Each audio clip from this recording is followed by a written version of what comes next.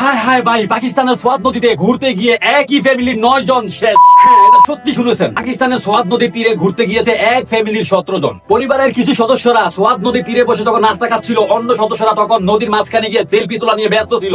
আর ঠিক সেই সময় ভাই পাহাড়ি ঢল এসে তছনছ করে দিয়েছে পুরো একটা ফ্যামিলি। তারা 9 জন সেলফি তোলা নিয়ে এতটাই ব্যস্ত ছিল যে পাহাড়ি ঢল এসে তাদেরকে ভাসিয়ে নিয়ে যাচ্ছে, তখনও তারা টের পাচ্ছিল না। এই সেলফি তোলা নিয়ে কত শত মানুষ দুনিয়া থেকে বিদায় হয়েছে, তারপরও মানুষের হুঁশ হচ্ছে না। পাকিস্তানের সেই সোয়াত নদীর তীরে এই ঘটনায় কেঁদেছে অজরে মানুষ। উদ্ধার কর্মীরাও উদ্ধার করতে এসে ব্যক্ত হয়েছে, কারণ সেই নদীর স্রোত এতটাই তীব্র গতিতে ছিল কোন উদ্ধার কর্মী সেখানে নামার সাহস পায়নি। প্রথমে 4 জন ভেসে যায় সেই তীব্র স্রোতে। সেই 4 জনকে বাঁচাতে গিয়ে পরিবারের অন্য 5 সদস্য যখনই ঝাঁপ মারে, তখন সঙ্গে সঙ্গে সেই 5 সদস্য আবার সেই 5 সদস্যকে বাঁচাবার জন্য অন্য সদস্যরা যখন ঝাঁপ মারে, তারাও নদীর স্রোতে ভেসে যায়। কিন্তু তাদেরকে উদ্ধার করা হয় অন্য একটি উপত্যকা থেকে। নদীর স্রোত এতটাই তীব্র ছিল সেখানে স্থানীয় কোনো লোকও নামার সাহস পায়নি। আর মুহূর্তের ভিতরে এই স্বপ্ন ভেঙে চুরে তছনছ হয়ে গেল একটি ফ্যামিলি। সকালবেলা হয়তো বাসা থেকে কত স্বপ্ন নিয়েই না তারা বের হয়েছে, আর সারাদিন ঘুরবে, সেলফি তুলবে, খাবে, মজা করবে। কিন্তু সর্বনাশা পাহাড়ি ঢল মাত্র কয়েক সেকেন্ডের ভিতরে সবকিছু তছনছ করে দিয়েছে। আর এই ভিডিও যখন ভাই সোশ্যাল মিডিয়ায় আপলোড হয়, রাতারাতি ভাইরাল হয়ে যায়। সারা বিশ্বের মানুষ হতবাক হয়ে দেখেছে এই ভিডিও। তো